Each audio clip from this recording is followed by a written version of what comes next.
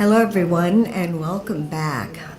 We have a real delight in store for us this afternoon, and it is my pleasure to introduce our next speaker, Cassandra Vieten, president of IONS. Can everyone hear? Yes. Cassandra is a psychologist, scientist, author, and international public speaker and workshop presenter. Her primary interest is how psychology, biology, and spirituality interact to affect experiences and behavior.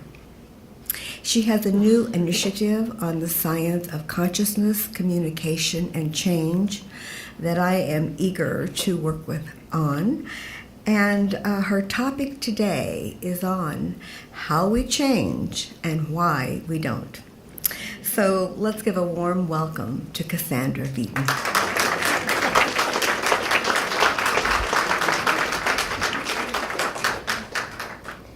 Well, thank you. What a blessing to be here. What an honor. I really appreciate it. I just came in last night and walked into this room this morning. And I want to tell you, you can really feel the energy of whatever's been happening here. So whatever you're doing, keep doing it. I am the president of the Institute of Noetic Sciences. And how many of you are familiar with IONS? Great. I know we had Dean Radin speak here, so maybe there's just a few people who aren't. So I really appreciate your goodwill toward the Institute of Noetic Sciences. I've spoken with many of you, and I know you're sending good wishes to us on our work, and I really, really appreciate that. So today we're going to talk a little bit about change. And for those of us who are trying to make the world a better place, it often involves us having to change something about ourselves, trying to change something about our relationships with other people, trying to change their perspectives and worldviews, trying to change groups, and trying to change society and paradigms. And so there are so many people all around the planet right now who are more activated than they were ever activated before to make change, given some of the alarming societal regressions that we've been witnessing. And I think there's a huge amount of good intentions. There's also a lot of very, very skilled effort taking place.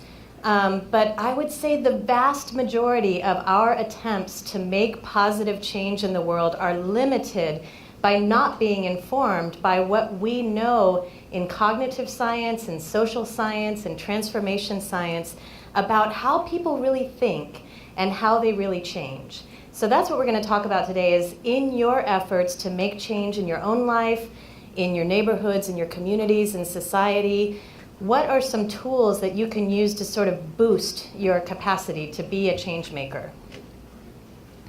So we're going to talk about, number one, why information is necessary but not sufficient, why motivation enhancement is also not enough, and how a fundamental shift in perspective is essential to lasting change. We're going to talk about what such a shift in worldview entails and what we can do to encourage it. So what causes behavior change? Most efforts in society to change people's behavior, let's say around nutrition or health or climate change or how we treat one another, are almost 100% information-based. So it's a booklet, it's a book, it's a talk, it's a lecture, it's a workshop, it's a lot of data, it's a lot of evidence. And I think information is obviously really important to help change people's perspective, but it's probably only a very, very small percentage of what really causes change in people, as most of you know. And I want to also kind of back up and say, everything I'm telling you today, you all know, and some of you know way more than I do. So this is just a reminder for us to come back to what we know about how we change and how people change, because we just drift back into what we've been conditioned to understand about how people change. So the first thing that happens when somebody gets barraged with information that runs counter to what they believe is they just don't hear it. They just can't even see it. And this is due to some very specific cognitive biases that are probably selected over millennia by evolution. So it's really efficient for the mind to function in society when we categorize everything we see into things that we've seen before, and we fit everything we see into what we currently believe. It means that we don't revise everything all the time. So that's a really cool feature of the mind. The problem is that when there actually is new information and evidence, we tend to ignore it. The mind has these ways of tricking itself into not seeing new information. There are ways that we are we're not even denying what we see, we're not even seeing what that new information is when somebody tells us something that we don't already kind of believe. So the second step that can happen is, even if we make it through that denial process where people don't even see it, they say, okay, now I actually see what you're trying to tell me, but I don't believe it, and it really doesn't matter how much evidence you give me. So one good example of this is, I had a colleague who went to the National Institutes of Health in the United States, and there was a day-long session on the scientific studies of distant healing, or people being able to send energy across a distance and have some physiological response or healing response occur in the recipients. Obviously very controversial to the National Institutes of Health and the mainstream academics. So they presented data all day long, and the head of the institute at the end of the day said, I'm still not convinced. And someone said, well, what data would it take to convince you? And he said, there are no data that would convince me. So that's where we are with a lot of people that we're working with about change. So when we're giving people loads and loads of information about why and how they should change, if they're in this place, you can talk to the moon and back, and nothing is going to make a difference for that person.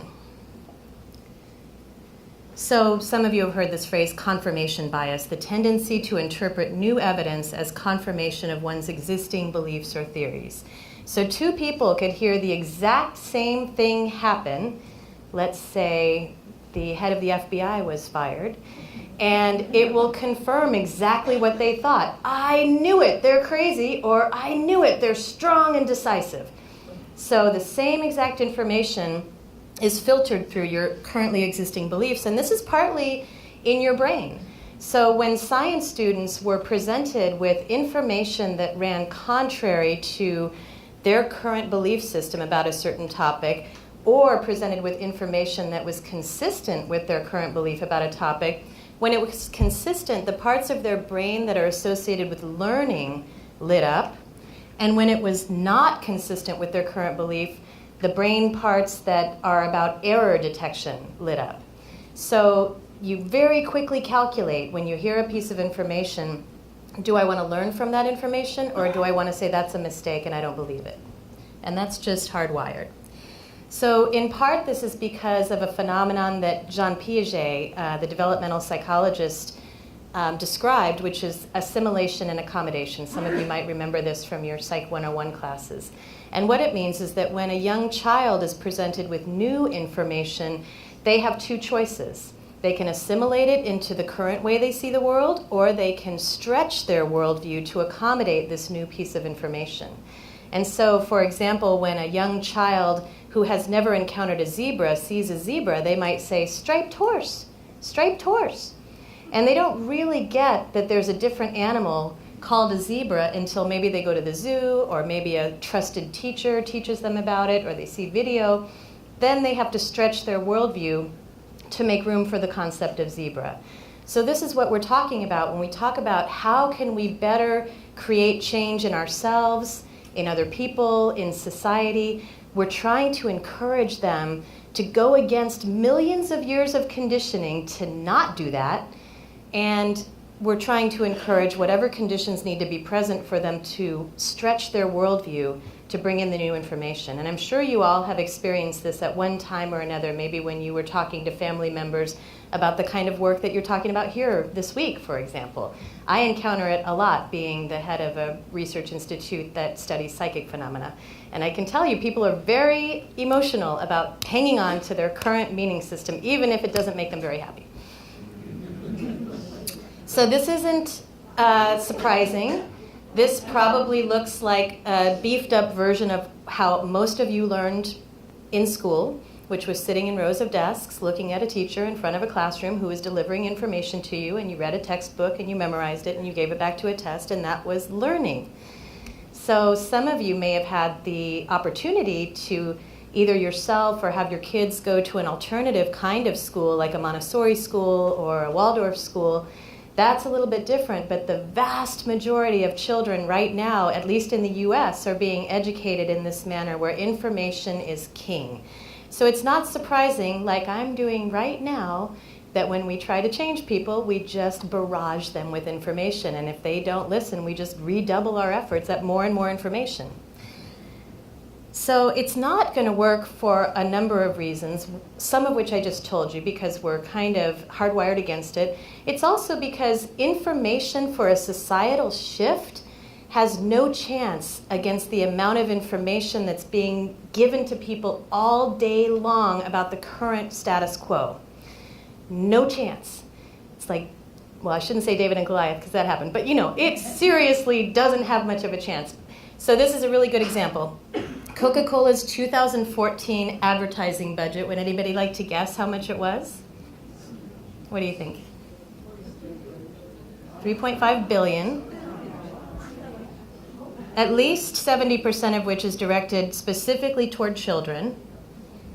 The national United States, again, nutrition education budget is $4 million, which basically represents the first 4 days of January in the entire year of Coca-Cola's budget.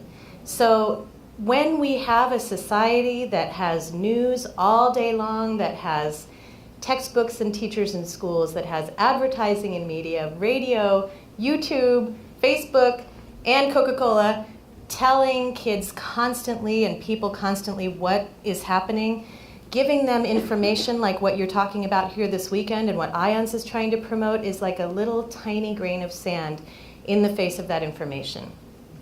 Don't worry, I'm not saying we shouldn't keep going. So let's say we overcome that barrier. And the person says, okay, fine, I believe you. Climate change is real, fine. They're like, guess what?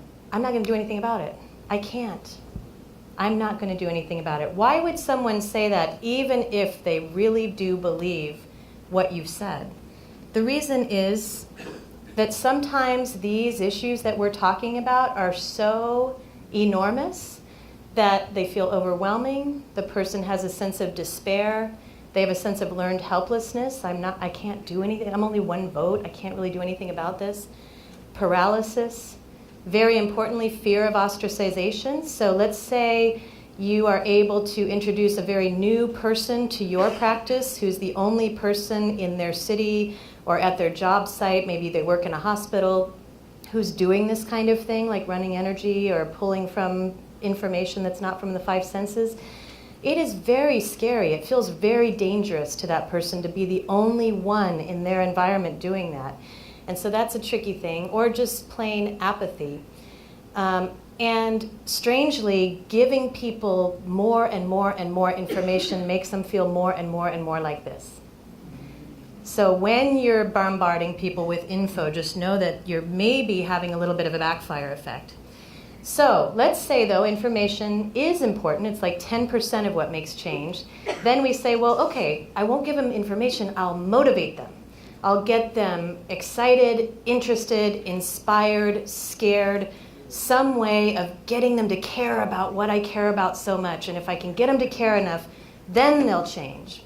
Now, I want to stop right here and say we do this to ourselves the same way we do it to other people. So it might be a partner of yours, again, an organization, society, and ourselves. The same principles apply. So let's think for a minute, what do you do to motivate yourself to do something that you know is good for you, but you can't really seem to pull off? So just reflect on that for a minute. In fact, take 1 minute and turn to a partner and share with them what are a few ways you've tried to motivate yourself to do something that have not really been successful. So please find a partner, turn to them. I'm going to say change when it's after about 30 seconds. What are some things you've tried to try to motivate yourself to do something, but it hasn't worked?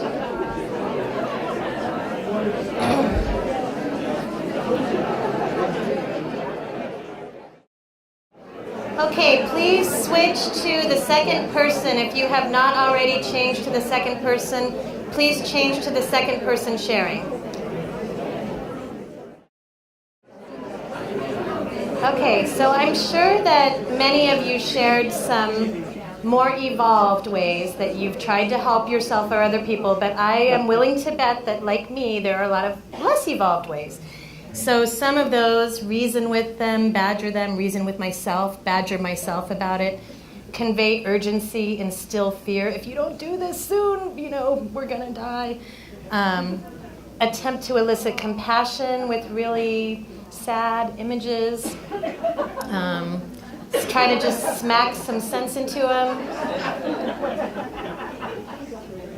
So these are all ways that came from a recent workshop that I did on this topic. Reason with them, argue your case, cajole, badger, nag, offer advice and tools, live by example, avoid the topic, use peer pressure, and then we get kind of less evolved. Roll your eyes, use body language, pout, sulk, bargain, appeal to their ego, yell, raise your voice, cry, withhold affection, threaten them, and in the end, use physical violence.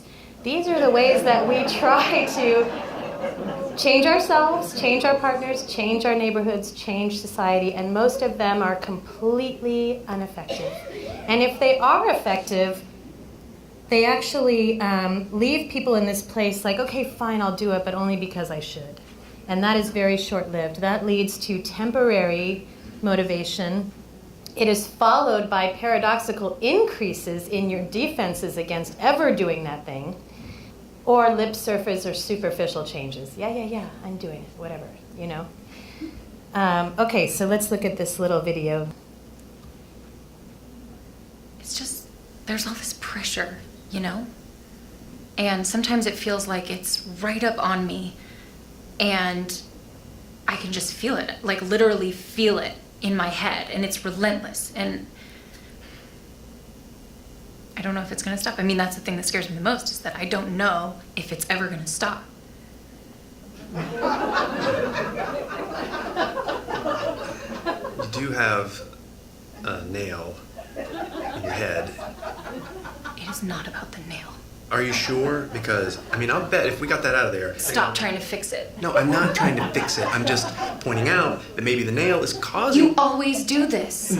You always try to fix things when what I really need is for you to just listen. See, I don't think that is what you need. I think what you need is to get the nail See, out. you're not even listening now. Okay, fine. I will listen. Fine. It's just... Sometimes it's like... There's this achy... I don't know what it is. And I'm not sleeping very well at all. And all my sweaters are snagged. All of them. That sounds really hard. Thank you. Ow! Come on, if you would just... Don't...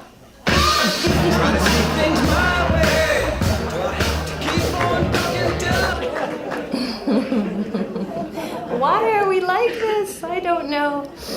Oh, goodness. Let's see. Okay, so like I said, ineffective, not so effective, leads to these temporary things and sometimes even works against us. So what is it if it's not information and motivation? What I think it is a shift in worldview, an underlying foundational shift in someone's perspective that results in or gives rise to new ways of thinking and new behavior patterns that are based not so much on the information, though that is important, not so much on their motivation, though that's important too, but a completely different way of looking at the world, looking at themselves and their relationship to their environment, who they are, what they're made of.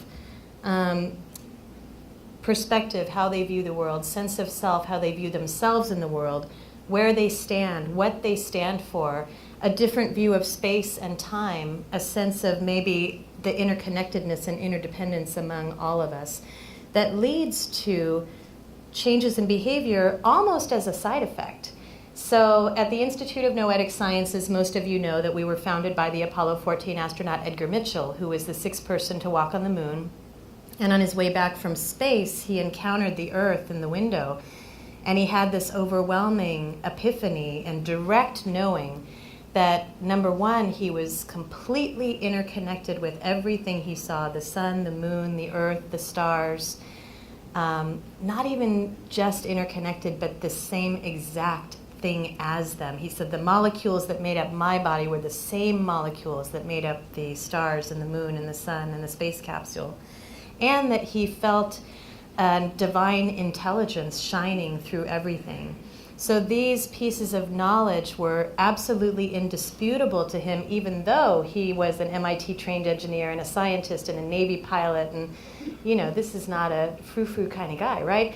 But he knew this for sure because it was a direct knowing, which is why we use that word noetic, which means authoritative, direct, inner knowing. And what he thought when he came back to Earth is, we really need to bring the lens of science onto that way of knowing, because it changed everything about how he felt about who he was, what he was going to do for the rest of his life, how he was going to spend his time, how he was going to treat people, what he wanted to discover, a complete reshuffling of the deck of priorities and motivations for the positive. And so we know that obviously we can't send everybody into space yet. But we can do things that encourage that. So it moves people from this, I'll do something about it because I should, to I can't help but do something about this because of how I view myself, because of how I view the world and my place in it. So it's a shift in the understanding of the nature of reality and my own human potential.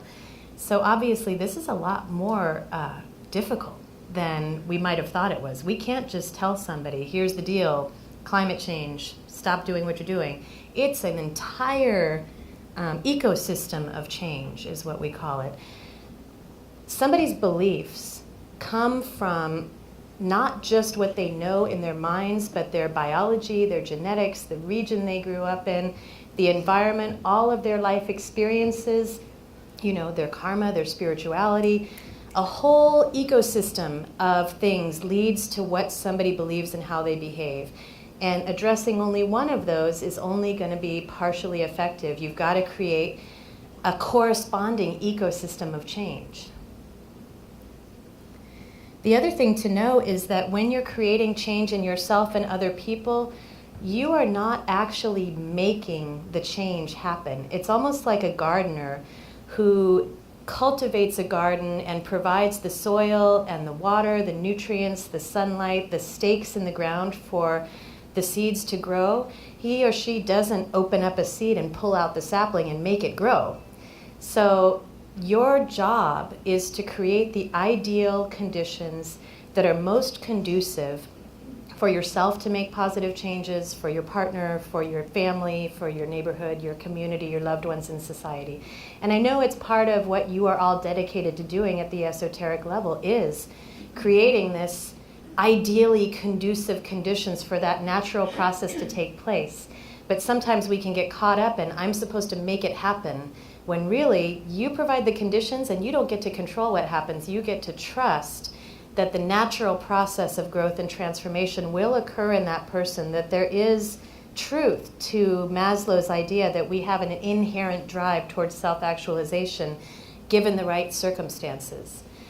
And when I think about the will, that's how my idea about the will has changed for me, is I used to think it was me doing things, me controlling, me making it happen, which causes a lot of stress. Sometimes it causes a lot of reward, like, I made that happen, I'm so awesome. But other times, most of the time, it's like, why couldn't I make that happen? So the will for me now is the will to open to the larger will and to let that come through me and work through me in a way that is for the highest good, that I don't get to decide what that is. And that is not only, I think, true, and I'm speaking to you now as a noetic person, not as a scientist, this is what we're studying. For me personally, that's true, but it's also so much healthier for me and everybody around me. It's the essence of true love, not to work on someone to make them different, but to really connect with who they are and then provide conditions for them to reach their higher self, which may mean something totally different than what you have in mind. Okay. So this is an ecosystem of change, and really recognizing that part of the reason I chose this picture is part of it is underwater. So some of it's in conscious awareness and some of it's in non-conscious parts of us. And when you're working with yourself, what you need to know, if this was really accurate, that non-conscious waterline would be about 90% up the picture. Because really there's a small part of our conscious awareness that makes these fundamental foundational shifts in worldview happen. Worldview is something that you argue, that you speak from, not that you speak about. It's implicit, it's not conscious. So what we need to work with is the non-conscious realm when we're creating these changes. That's what we do in meditation, that's what we do in ritual, that's what we do with symbols, it's what we do with myth, it's what we do with spiritual practice. We work with the conscious and the non-conscious realm, helping to connect those two so that we can make choices about how we want to be and how we want to see the world that are unconditioned. So at the Institute of Noetic Sciences, we have done studies over the course of over a decade investigating how do these positive changes happen and what are those conditions. And this is the model that we came up with after over a decade of research, moving from the center of, we use the Fibonacci spiral to demonstrate it. The center is that direct experience. When somebody has a direct experience of seeing something in a new way, seeing something differently, seeing themselves differently.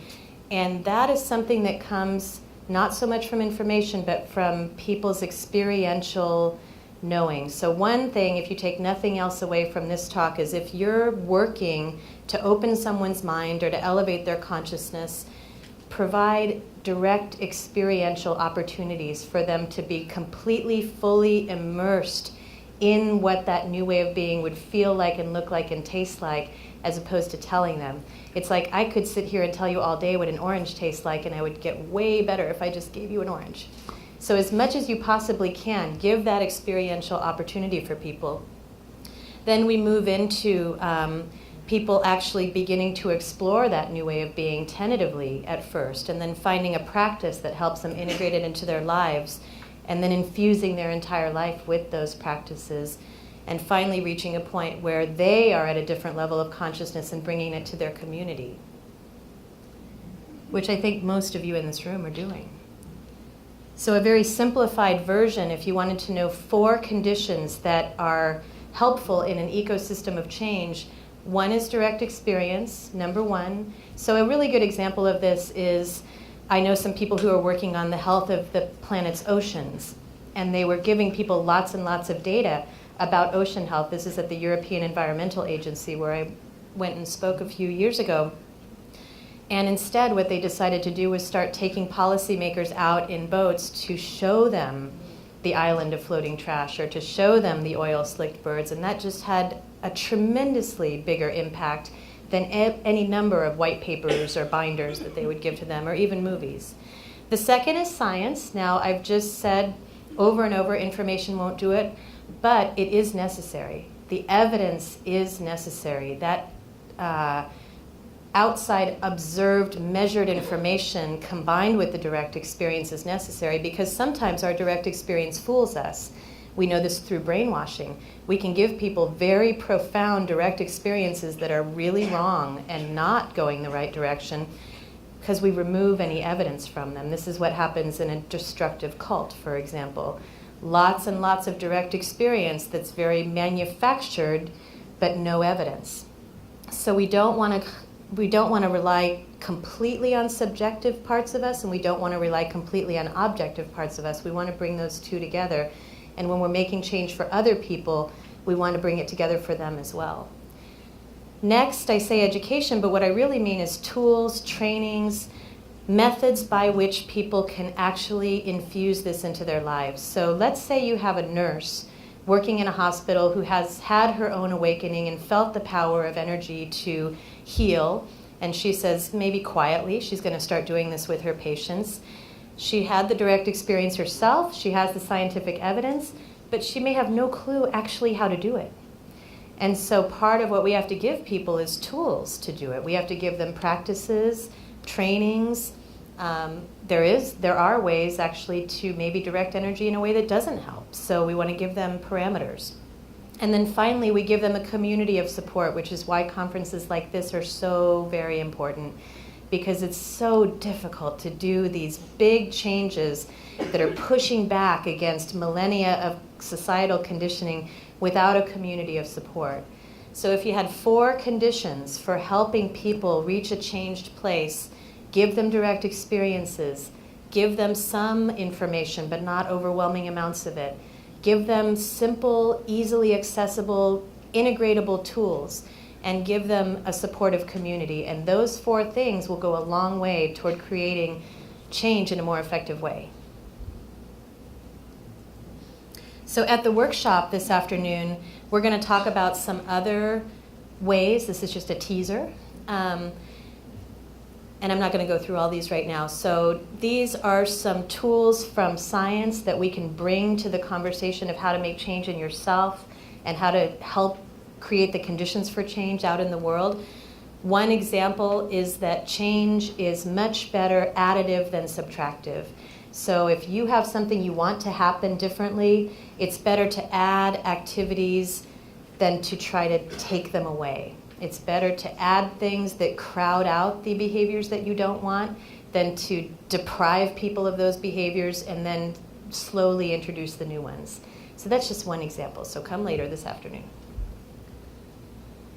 And in the end, of everything I've told you, the most important part of making change in ourselves and in other people and in society is our own practice of becoming someone who links into a deeper level of consciousness and is able to carry that forward out in the world. I can tell you, I've seen only video, and some of you got to see them in person, Martin Luther King Jr. and John F. Kennedy and Gandhi, and so many of those leaders. It was what they said, but it was who they were when they were saying it. It was the energy that they were holding when they were saying it that changed things.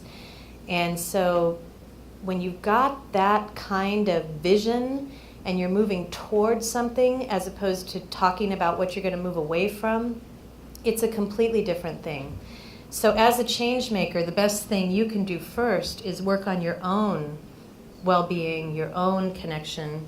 And part of the hypothesis of the Institute of Noetic Sciences is that those top white peaks you see there are individual people. And that's how we typically experience ourselves, as 2 separate individual people, person A and person B.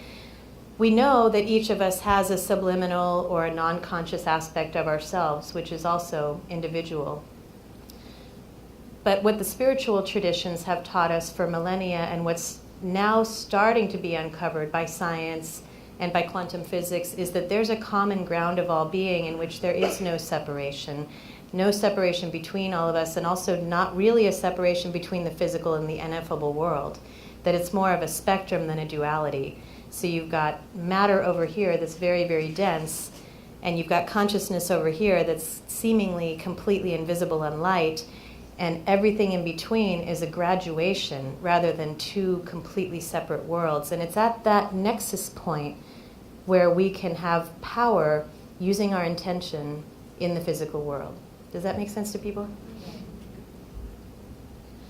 Another analogy that I like to use in this arena is that, there's only a small spectrum of the sound frequency that we can hear, but there are many more, miles of sound frequency that we can't hear. And the same with the visual spectrum. As humans, we can see only a proportion of visible light, but there is light outside of our current ability to see it. So the same way with consciousness, there's a part of our reality and human potential that we're aware of now, but there may be vast domains of human potential and aspects of reality that we just have clues about. And I really admire and respect what you all are doing, which is thoroughly investigating that unseen world. And what we're doing at IONS is using the scientific method to explore that world. One of the things Edgar said is, I spent the first half of my life exploring outer space, and now I'm going to spend the rest of my life exploring inner space. So one of the ways that I might describe ions is it's bringing science to the esoteric or the ineffable. So it's about functioning from the head and the heart and the gut, and then all of the other dimensions. I'm really interested in learning more about the 7 rays. Finding that place within yourself that understands that we all sometimes function from a much lower frequency or a much lower level of consciousness.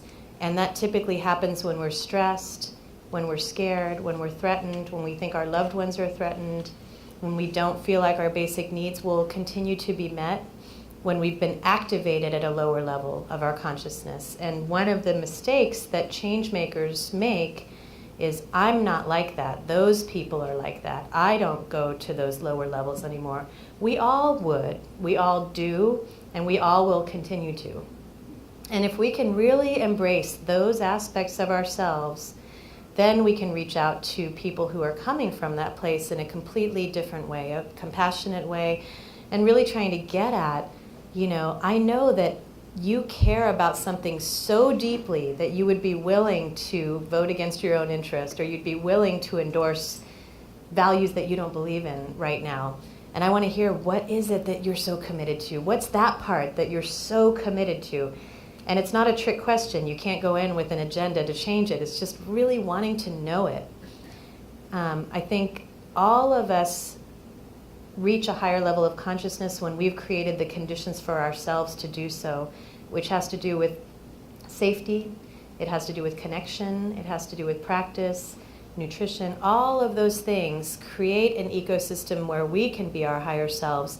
So the idea that we can go to someone we want to change and say, here are all the ways you are bad and wrong, and that's going to cause the most vulnerable part of themselves to want to come out, is a crazy idea. And it doesn't mean that you shrink back for 1 second from what you stand for, what you will not stand for. Doesn't mean you say it's okay what you're saying or what you believe, that I approve of it or condone it, but you do meet it as it is. And in a way, when I did all these interviews of these transformational teachers, they were kind of like, transformational practices are not, they're not to make something happen. They're to condition your mind, body, spirit complex so that you can tolerate how difficult it's going to be when you see more, and then you see more, and then you see more. So it's like training for a marathon. All of that meditation and prayer and ritual and even sleeping and eating and exercising and all that stuff is conditioning the mind, body, spirit complex to be able to tolerate how difficult it's going to be when you allow yourself to see more of what's really true, and to meet it and to not shrink back from it.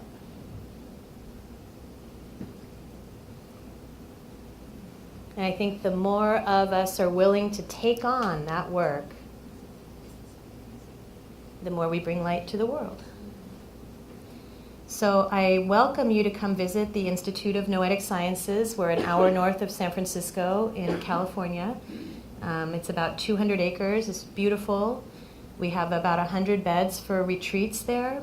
We have the largest, highest expertise, most multidisciplinary scientific team in the world who are studying the ineffable aspects of consciousness, the non-local aspects of consciousness, life after death, psychic phenomena, ESP, precognition. It's an incredible team. It's a wonderful lab. So I encourage you to learn more about our work in that domain, and I'll talk a little bit about it in the workshop. This is our team there. And go to the website, noetic.org. And then we're having a conference in July in Oakland, which will feature all of our scientists, each one of whom will be paired with a healer or a practitioner, bringing together, again, that external scientific way of knowing with the people who are actually in that experience of doing it, and having dialogues between those. And I think you'd really enjoy it. So July 20th through 23rd. And I've got brochures for all of you, and I don't think they arrived yet, but they will be on your chairs at some point in the next day or so. And I really appreciate your kind attention. Thank you.